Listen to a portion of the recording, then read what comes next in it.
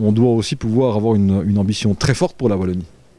Que la Wallonie devienne, dans le domaine de la construction, ou redevienne un exemple pour l'Europe entière, d'avoir la cité la plus humaine, où on peut avoir de l'intergénérationnel réel, concret, entre les aînés et les personnes plus âgées, d'avoir la ville d'Europe qui, par exemple, qui maintiendrait à domicile le plus de personnes âgées, d'avoir la ville d'Europe où le taux de pollution serait le plus faible ici chez nous en Wallonie.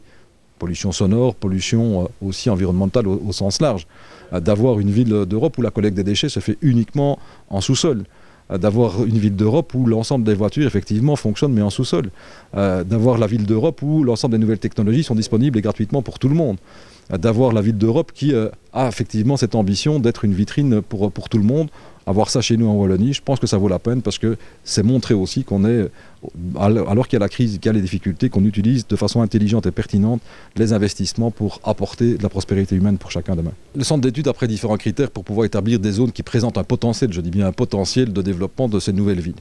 Alors quels sont les critères? C'est les critères notamment de transport, voir l'axe autoroutier, s'il y a un axe autoroutier de proximité, axe fluvial ou un canal, axe aussi ferroviaire.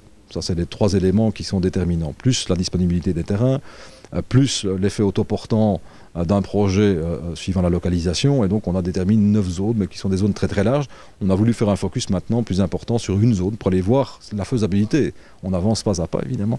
La faisabilité d'un tel projet dans la région du centre. Et la Louvière présente certains avantages indéniables pour faire en sorte que ça devienne un projet plus réaliste et concrétisable plus rapidement. Beaucoup de villes en Europe ont montré le chemin en rebondissant après une phase d'embellie économique et puis de déclin. Eh bien, elles ont pu rebondir. C'est le cas de Bilbao, c'est le cas de Liverpool, c'est le cas d'autres villes un peu partout dans les pays qui nous entourent. Pourquoi pas en Wallonie, pourquoi pas chez nous?